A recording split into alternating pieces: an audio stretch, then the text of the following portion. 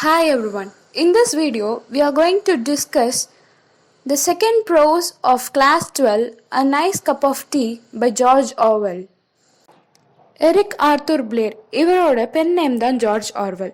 25th June 1903லேருந்து 21st January 1915 வரைக்கும் வாழ்ந்த இவர் இங்கிலீஷில் நிறைய நாவல்ஸ், எஸ்ஸேஸ், ஜேர்னல்ஸ் எழுதியிருக்காரு, விமர்சகராக இருந்திருக்காரு. அவரோட ஒர்க்ஸ் எல்லாமே ரொம்ப அழகாக தெளிவாக இருக்கும், சமூக நலன் கருதி இருக்கும், சர்வாதிகாரத்தை எதிர்த்தும் நம்மளோட டெமோக்ரஸியை சப்போர்ட் பண்ணியும் எழுதியிருக்காரு. இலக்கிய விமர்சனங்கள் எழுதியிருக்காரு, கவிதைகள் எழுதியிருக்காரு, கற்பனை கதைகள் எழுதியிருக்காரு, ஏன் கான்ட்ரவர்சியல் ஜேர்னலிஸ்டாக இருந்திருக்காரு. 1945ல் உருவகப்படுத்தியே அனிமல் ஃபார்முங்கிற ஒரு நாவலை எழுதியிருக்காரு. அண்ட் டிஸ்டாபியன் ஸ்டைலில் 1984ன்னு ஒரு நாவலை 1949ல் எழுதியிருக்காரு. 2008ல் 1945லேருந்து இருந்த 50 கிரேட் பிரிட்டிஷ் ரைட்டர்ஸ்லேருந்து இவரை செகண்டாக ரேங்க் பண்ணியிருக்காங்க த டைம்ஸ். கிட்டத்தட்ட 70 இயர்ஸ்க்கு முன்னாடி 1946 Jan 12 அன்னைக்கு த ஈவினிங் ஸ்டாண்டர்ட் இந்த ஒரு பேப்பர் கட் இருக்கு இல்லையா, இதில் ஜார்ஜ் ஆர்வெல் ஒரு டீயை எப்படி மேக் பண்ணணும், அதை எப்படி கன்சியூம் பண்ணணும்னு 11 tips a nice cup of டீங்கிற டைட்டிலுக்கு கீழே எழுதியிருக்காரு. அவர் சொல்லியிருக்காரு அந்த 11 டிப்ஸ்ல 4 டிப்ஸாவது விவாதத்துக்குரியதா இருக்குன்னு. So, what does it take to make an Orwellian cup of tea? Let's move on to his tips. If you look up tea in the first cookery book that comes to hand, you will probably find that it is unmentioned, or at most you will find a few lines of sketchy instructions which gives no ruling on several of the most important points. டீயோட ரெசிபியை ஒரு cookery புக்கில் பார்க்குறீங்கன்னா ஒன்று அந்த recipe இருக்கவே இருக்காது, இல்லைன்னா ஒரு சில பாயிண்ட்ஸ் மட்டுமே கொடுத்துருப்பாங்க, அதுவும் அவ்வளோ இம்பார்ட்டண்ட்டாக இருக்காது. This is curious, not only because tea is one of the mainstays of civilization in this country, as well as in Australia and New Zealand, but because the best manner of making it is a subject of violent disputes. Curiousனா interesting. இந்த டீங்கிறது ரொம்பவே இன்ட்ரெஸ்டிங்கான ஒரு விஷயம். ஏன்னா George Orwell கண்ட்ரியில் மட்டும் இதை use பண்ணல, ஆஸ்திரேலியா, நியூசிலாந்து இந்த மாதிரி வேர்ல்ட் வைடா நிறைய கண்ட்ரிஸ் இந்த டீயை மெயின் ப்ராடக்டா யூஸ் பண்ணிட்டு இருந்தாங்க. ஆனா ஒரு பர்ஃபெக்ட் டீ எப்படி மேக் பண்றதுங்கிறது சர்ச்சைக்குரிய ஒரு விஷயம் தான். When I look through my own recipe for the perfect cup of tea, I find no fewer than 11 outstanding points. On perhaps 2 or them there would be a pretty general agreement, but at least 4 others are acutely controversial. Here are my own 11 rules, every one of which I regard as golden. கான்ட்ரவர்ஷியல்னா ஆர்கியூவபிள் இல்லைன்னா டிஸ்பியூட்டபிள், விவாதத்துக்குரியது. George Orwell ஒரு perfect டீயை make பண்றதுக்காக அவரோட own ரெசிபியில 11 points சொல்லியிருக்காரு. அந்த 11 பாயிண்ட்ஸ்ல 2 பாயிண்ட்ஸை எல்லாருமே ஜென்ரலா அக்ரி பண்ணக்கூடிய ஒரு விஷயமா, ஒத்துக்கக்கூடிய ஒரு விஷயமா இருக்கும். ஆனா அதுல இருக்கக்கூடிய 4 பாயிண்ட்ஸ் விவாதத்துக்குரியதா தான் இருக்கும்னு சொல்றாரு ஜார்ஜ் ஆர்வெல். ஆனா அதுல இருக்க ஒவ்வொரு பாயிண்ட்டும் ரொம்ப இம்பார்ட்டண்டா கோல்டன் ரூலா ஜார்ஜ் ஆர்வெல் ரெகார்ட் பண்றாரு, ஃபாலோ பண்றாரு. First of all, one should use Indian or Ceylonese tea. China tea has virtues which are not to be despised nowadays. It is economical and one can drink it without milk, but there is not much stimulation in it. One does not feel wiser, braver or more optimistic after drinking it. Anyone who has used that comforting phrase, a nice cup of tea, invariably means Indian tea. George Orwell என்ன சொல்றாருன்னா, எல்லாரும் Indian tea இல்லைன்னா சிலோனிஸ் tea, Sri Lanka tea வந்துட்டு use பண்ணணும். China டீல வர்ச்சியூஸ்னா admirable qualities. China டீல நிறைய அற்புதமான விஷயங்கள் இருக்கு. அது ஏன்னா அது யாரும் இப்போ வந்து ஹேட் பண்றது இல்லை, டிஸ்பைஸ்னா ஹேட் பண்றது இல்லை. ஏன்னா அது எக்கனாமிக்கலா சீப்பா இருக்கு. அதுவும் இல்லாம அதுக்கு மில்க் சேர்க்கணுங்கிறது அவசியம் இல்லை, மில்க் இல்லாம கூட குடிக்கலாம். சைனா டீயை வந்து மில்க் இல்லாம கூட குடிக்கலாம். ஆனா அதுல அவ்வளோ உற்சாகம் இருக்காது, ஸ்டிமுலேஷன்னா எக்ஸைட்மெண்ட், அவ்வளோ உற்சாகம் இருக்காது. அது குடிச்சதுக்கு அப்புறம் ஒரு ஒரு பாசிட்டிவ் வைப்ரேஷன்ஸ், அதாவது ஆப்டமிஸ்டிக்னா பாசிட்டிவ், அது குடிச்சதுக்கு அப்புறம் ஒரு பாசிட்டிவ் ஃபீல் இருக்காது. யாரா இருந்தாலும் எப்பவுமே மாறாம a nice cup of tea அப்படின்னு சொல்றாங்கன்னா அது கண்டிப்பா இந்தியன் டீ தான். Secondly, tea should be made in small quantities, that is in teapot. Tea out of an urn is always tasteless, while army tea made in a cauldron tastes of grease and whitewash. The teapot should be made of china or earthenware. Silver or Britannia ware teapots produce inferior tea, and enamel pots are worse. Though curiously enough, a pewter teapot is not so bad. செகண்டா Orwell என்ன சொல்றாருன்னா, டீயை tea பாட்ல தான் போடணும், அதுவும் அளவா கொஞ்சமா தான் போடணும். டீ அளவுக்கு மீறி போட்டோம் அப்படின்னா அதுல அவ்வளோ டேஸ்ட் இருக்காது. ஆர்மியில கால்ட்ரன்னு ஒன்று யூஸ் பண்ணுவாங்க. அந்த கால்ட்ரன்னா என்னன்னா, a big pot used for boiling. ஒரு பெரிய பாட்டை பாயில் பண்றதுக்காக வச்சிருப்பாங்க. அந்த ஆர்மி டீல கிரீஸோட டேஸ்டும் ஒயிட் வாஷோட டேஸ்டும் வரும். ஒரு டீ பாட் சைனால யூஸ் பண்ணக்கூடிய செராமிக்ல இருக்கலாம், இல்லைன்னா மண்பாண்டமா இருக்கலாம். சில்வர் இல்லைன்னா பிரிட்டானியாவை யூஸ் பண்ணோம்னா, பிரிட்டானியானா டைப் ஆஃப் ஒரு ஒரு ஒரு மெட்டல். அது பிரிட்டானியா அதை யூஸ் பண்ணோம்னா டீ அவ்வளோ நல்லா இருக்காது, டீயோட டேஸ்ட் கம்மியாக தான் இருக்கும். எனாமல் யூஸ் பண்ணோம்னா, எனாமல் யூஸ் பண்ணி இருக்கக்கூடிய பாட்டை நம்ம வந்துட்டு டீ மேக் பண்ணோம்னா ரொம்பவே வேர்ஸ்டா இருக்கும். அண்ட் பியூட்டர் டீ பாட்ஸ் இப்பெல்லாம் அது வரதில்லை. பியூட்டர் டீ பாட்ஸ் ஆனா அவ்வளோ மோசமா இருக்காது, ஓரளவுக்கு ஆவரேஜா இருக்கும்னு சொல்றாரு. Thirdly, the pot should be warmed beforehand. This is better done by placing it on the hob than by the usual method of swilling it out with the hot water. தேர்டா என்ன பண்ணணும்னு சொல்றாருன்னா, நம்ம டீ போடுறதுக்கு முன்னாடியே, before hand அட்வான்ஸ்டா முன்னாடியே அந்த பாட்டை hop மேல வச்சு ஹீட் பண்ணணும். ஹாப்னா நம்ம ஸ்டவ்ல பர்னர்னு சொல்லுவோம் இல்லையா, அதுதான் ஹாப். ஹாப்ல வச்சு ஹீட் பண்ணணும். யூஸ்வலா நம்ம ஹாட் வாட்டரை வச்சு ஸ்வில் பண்ற மாதிரி, அதாவது ஸ்வில்னா ரின்ஸ், அப்படியே கழுவி ஹாட் வாட்டரை வச்சு கழுவி ஊத்துற மாதிரி பண்ணக்கூடாது. முன்னாடியே அந்த பாட்டை நம்ம ஹாப்ல வச்சு ஹீட் பண்ணணும் அப்படின்னு சொல்றாரு தேர்ட் பாயிண்டா. Fourthly, the tea should be strong. For a pot holding a quart, if you are going to fill it nearly to the brim, 6 heaped teaspoons would be about right.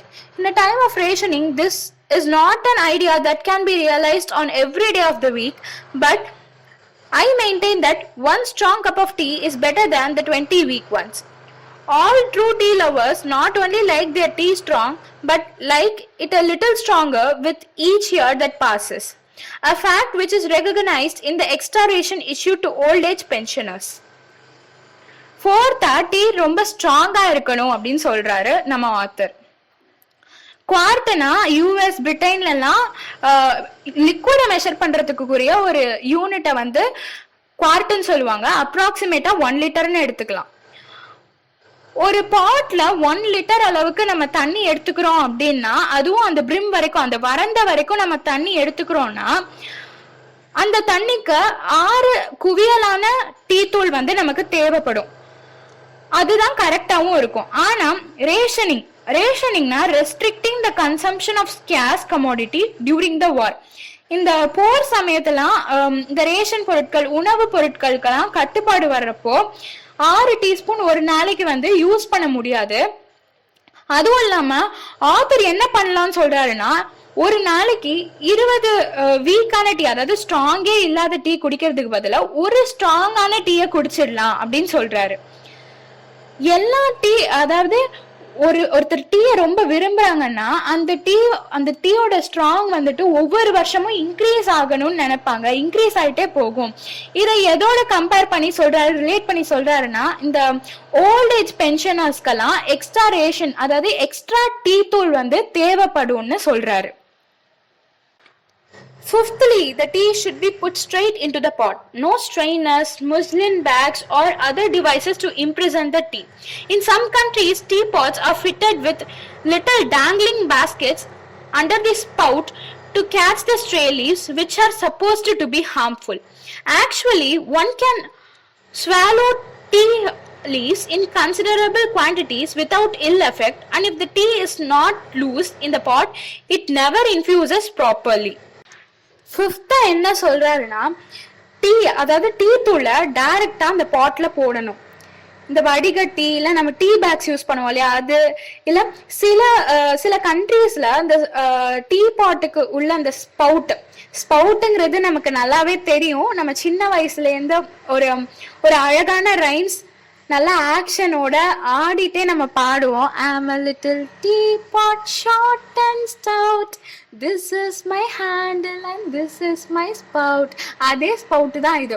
ஒரு tea பாட்டுக்கு ஒரு side ஹேண்டிலும் ஒரு side tea வந்து வெளியில போர் பண்றதுக்காக ஒரு மவுத் மாதிரி pipe ஷேப்ல இருக்கும். அந்த வழியில தான் வந்து டீ வெளியில போர் பண்ணுவாங்க. அதுதான் நம்ம அந்த டீ பாட்டோட மவுத்தை தான் வந்து நம்ம ஸ்பவுட்னு சொல்லுவோம். அந்த ஸ்பவுட்டுக்கு கீழே டேங்லிங்னா சஸ்பெண்டட், அதாவது சில பேஸ்கெட்ஸை வந்து தொங்க விட்டு இருப்பாங்க, அதை அட்டாச் பண்ணி தொங்க விட்டு இருப்பாங்க. அப்பதான் வந்து அந்த விட்டு போன டீ லீவ்ஸ் எல்லாம் வந்து அதுல டெபாசிட் ஆயிடும். மிச்ச டீயை வந்து வடிகட்டிடலாம் அப்படின்னு நினைச்சு நிறைய கண்ட்ரீஸ்ல அந்த மாதிரி டீயை வந்து வடிகட்டுவாங்க, ஃபில்டர் பண்ணுவாங்க. ஆனா ஒரு சில அந்த டீ லீவ்ஸை வந்து நம்ம எடுத்துக்கிறதுல எந்த ஒரு கெட்டதும் கிடையாது. இந்த மாதிரி நம்ம டீயை வந்து கரெக்டா உள்ள டீ பாட்ல நம்ம போடல அப்படின்னா அது சரியா இன்ஃபியூஸ் ஆகுது. இன்ஃபியூஸ்னா நல்லா அதோட கான்சென்ட்ரேஷன்ல உள்ள இறங்காம கரெக்டா கலக்காம இருக்கும் அப்படின்னு சொல்றாரு. 5th பாயிண்டா, ஸோ டீயை வந்து டீ பாட்ல டீ தூளை டைரக்டா நம்ம போடணும், எந்த விதமான ஃபில்டர்ஸும் யூஸ் பண்ணக்கூடாதுன்னு 5th பாயிண்டா நம்ம ஆத்தர் சொல்றாரு. 6thly, one should take the teapot to the kettle and not the other way about. The water should be actually boiling at the moment of the impact, which means the one should keep it on the flame while one pours. Some people add that one should only use water that has been freshly brought to the boil, but I have never noticed that it makes any difference. 6th என்ன சொல்றாருன்னா, தண்ணிய boil பண்ணிட்டு கெட்டில்னா தண்ணிய boil பண்ணுவாங்க இல்லையா, அதுதான் கெட்டில்னு சொல்லுவோம். தண்ணிய பாயில் பண்ணிட்டு அதுக்கப்புறம் இந்த டீ பாட் அது பக்கத்துல கொண்டு போய் அதுல வந்து போர் பண்ணுமே தவிர அந்த பாயில் ஆன வாட்டரை வந்து டீல வந்து போர் பண்ணக்கூடாது. அதுவும் இல்லாம அந்த டீயை போர் பண்ணும்போது அந்த வாட்டர் வந்து பாயில் ஆயிட்டு தான் இருக்கணும், நம்ம அதை வந்து எடுத்துடக்கூடாது. சில பேர் சொல்லுவாங்க அந்த பாயில் டீல வந்துட்டு ஃப்ரெஷ்ஷா வாட்டர் எடுத்து பாயில் பண்ணாத வாட்டர் எடுத்து ஆட் பண்ணலான்னு. ஆனா இதுக்கும் அதுக்கும் அவ்வளோ ஒன்றும் வித்தியாசம், டேஸ்ட்ல வந்து அவ்வளோ வித்தியாசம் இருக்காது அப்படின்னு சொல்றாரு ஆத்தர். ஸோ 6th என்ன சொல்றாருன்னா, பாயில் ஆயிட்டு இருக்கக்கூடிய வாட்டர்ல நம்ம டீயை வந்துட்டு கொண்டு போய் போர் பண்ணணும், அதை வந்துட்டு உல்டாவா மாத்தி பண்ணக்கூடாது அப்படின்னு சொல்றாரு 6th பாயிண்டா. 7thly, after making the tea, one should stir it or better give the pot a good shake afterwards, allowing the leaves to settle. 7th, நம்ம அந்த டீயை மேக் பண்ணி முடித்த உடனே அதை நல்லா ஸ்டிர் பண்ணிடணும், இல்லைன்னா அந்த பாட்டை ஒரு தடவை ஷேக் பண்ணிவிட்டு விட்டுடணும். அதுக்கப்புறம் அந்த லீவ்ஸ் எல்லாம் டீ லீவ்ஸ் எல்லாம் கீழே செட்டில் ஆக ஆரம்பிச்சிடும். 8thly, one should drink out of a good breakfast cup, that is the cylindrical type of cup, not that flat shallow type. The breakfast cup holds more, and with the other kind one's tea is always half cold before one has well started on it. 8th point என்ன சொல்றாருன்னா, அதை எப்படி consume பண்ணணும்னு சொல்றாரு. ஒரு breakfast type கப்பில் நம்ம அதை குடிக்கணும், அதாவது சிலிண்ட்ரிக்கலாக இருக்கிற கப்பில் குடிக்கணும். ஷாலோவாக ஃப்ளாட்டாக இருக்க கப்பில் குடித்தோம்னா அது வந்து கம்மியாக தான் ஹோல்ட் பண்ணும். அதுவும் இல்லாமல் சீக்கிரம் அதோட பிரெத் அதிகமாக இருக்கிறதுனால சீக்கிரம் ஆறி போயிடும். நம்ம குடிக்க ஆரம்பிக்கிறதுக்கு முன்னாடியே அது ஹாஃப் கோல்டாக ஆகிடும் அப்படின்னு சொல்கிறாரு. 9thly, one should pour the cream off the milk before using it for tea. Milk that is too creamy always gives tea a sickly. 9th என்ன பண்ணணும்னா, நம்ம அந்த மில்கை போர் பண்ணுறதுக்கு முன்னாடி அதில் இருக்க க்ரீம், அதாவது அந்த ஆடையெல்லாம் இருக்கும்ல, க்ரீமியாக இருக்க ஆடையெல்லாம் எடுத்துடணும். இல்லைன்னா டீக்கு ஒரு சிக்லியான ஒரு அப்பியரன்ஸையும் சிக்லியான ஒரு டேஸ்ட்டையும் கொடுக்கும் அப்படின்னு சொல்கிறாரு. 10thly, one should pour tea into the cup first. This is one of the most controversial points of all. Indeed, in every family in Britain, there are probably 2 schools of thought on the subject. The milk first school can bring forward some fairly strong arguments, but I maintain that my own argument is unanswerable. This is that by putting the tea in first and stirring as one pours, one can exactly regulate the amount of milk, whereas one is liable to put in too much milk if one does it the other way round. இந்த 10th point இருக்கிறதுலே கான்ட்ரவர்ஷியலான ஒரு point. Author என்ன சொல்றாரு, first அந்த டீயை தான் tea கப்ல ஊற்றணும், அதுக்கப்புறம் தான் மில்க் ஆட் பண்ணணும் அப்படின்னு சொல்றாரு. ஆனா பிரிட்டன்ல ரெண்டுமே ஃபாலோ பண்றாங்க. ஒரு சில பேர் டீயை ஃபர்ஸ்ட் யூஸ் பண்ணிட்டு அதுக்கப்புறம் மில்க் ஆட் பண்ணுவாங்க. மற்றொரு சில பேர் முதல்ல மில்க் ஆட் பண்ணிட்டு டீயை ஆட் பண்ணுவாங்க. ஆனா ஆத்தரோட ஆர்கியூமெண்ட் என்னன்னா, ஃபர்ஸ்ட் அவர் டீயை தான் யூஸ் பண்ணுவாரு, அதுக்கப்புறம் தான் மில்க் ஆட் பண்ணுவாரு. ஏன்னா ஃபர்ஸ்ட் டீயை யூஸ் பண்ணிட்டாரு அப்படின்னா எவ்வளோ அளவுக்கு மில்க் போர் பண்ணுங்கிற அந்த மெஷர்மெண்ட் கரெக்டா தெரியும். ஆனா மில்கை ஃபர்ஸ்ட் ஆட் பண்ணிட்டோம் அப்படின்னா மில்க் ஒரு வேளை சம்டைம்ஸ் அதிகமாக கூட போகலாம் அப்படின்னு சொல்றாரு. இந்த பேரால லயபிள்ங்கிற வேர்டுக்கு meaning responsible. Sadly, not lovingly. Unless one is drinking it in the Russian style, it should be drunk without sugar. I know very well that I am in a minority here. But still, how can you call yourself a true tea lover if you destroy the flavor of your tea by putting sugar in it? It would be equally reasonable to put in pepper or salt. If you sweeten it, you are no longer tasting the tea, you are merely tasting the sugar. You could make a very similar drink by dissolving sugar in plain hot water. இதை நம்மளால கண்டிப்பா ஏத்துக்கவே முடியாத ஒரு விஷயம். ரஷ்யால டீயை நல்லா sweeten பண்றதுக்காக சுகரை யூஸ் பண்றாங்க. ஆத்தர் கேக்குறாரு, எப்படி நீங்க வந்துட்டு உங்களுக்கு உண்மையா உங்களுக்கு டீ பிடிக்கும்னு எப்படி சொல்லுவீங்க? ஏன்னா நீங்க அந்த டீயோட ஃப்ளேவரை அப்படியே அழிச்சிட்டு சுகரோட டேஸ்ட்டை தான் நீங்க வந்து ஃபீல் பண்றீங்களே தவிர நீங்க டீயை டேஸ்டே பண்ணல. நீங்க பெப்பர் இல்லைன்னா சால்ட் கூட யூஸ் பண்ணிக்கலாம். ஆனா ஸ்வீட்டா குடிக்கிறதுக்காக சுகரை யூஸ் பண்ணீங்கன்னா நீங்க கண்டிப்பா சுகரை மட்டும்தான் டேஸ்ட் பண்றீங்களே தவிர நீங்க டீயோட டேஸ்ட்டை ஃபீலே பண்ணல.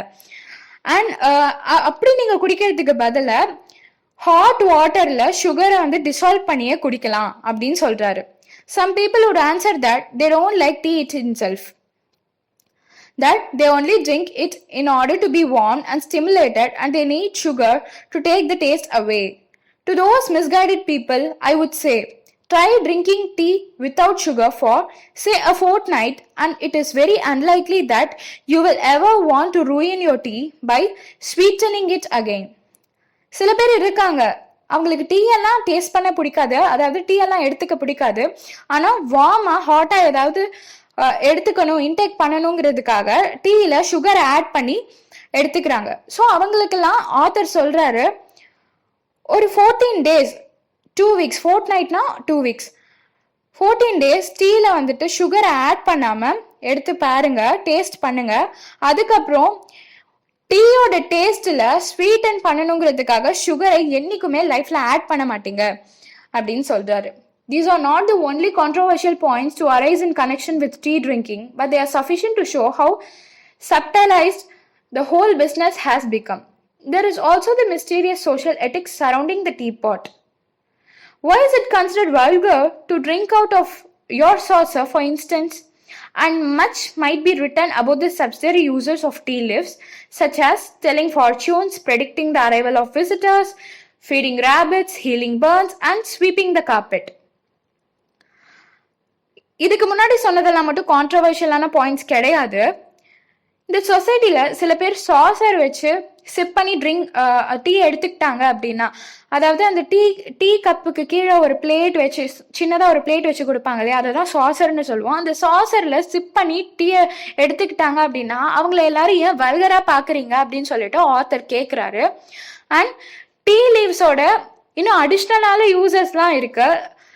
குறி பார்த்து சொல்றது, வீட்டுக்கு வர விருந்தினரை முன்னாடியே அவங்க வராங்கங்கிறதுக்காக வரவேற்கிறது, அண்ட் ரேபிட்ஸ்க்கு வந்துட்டு அந்த டீ லீவ்ஸை ஃபீட் பண்றது, காயங்கள் எல்லாம் ஹீல் பண்றது, கார்பெட்டை ஸ்வீப் பண்றது, ஐ மீன் கிளீன் பண்றது, இது எல்லாமே வந்துட்டு டீ லீவ்ஸோட யூசஸ் தான்.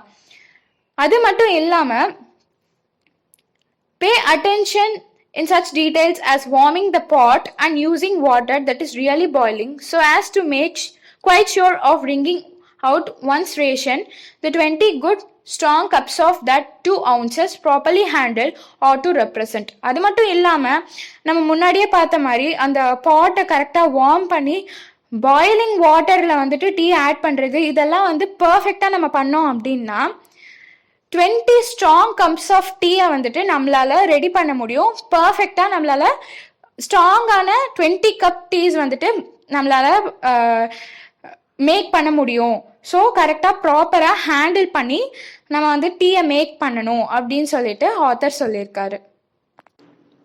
ஒரு பர்ஃபெக்ட் டீயை எப்படி மேக் பண்ணணும்னு ஜார்ஜ் ஆர்வெல் சொன்ன அந்த 11 பாயிண்ட்ஸையும் ஷார்ட்டாக ரீகேப் பண்ணலாம். Use tea from India or Ceylon, not China.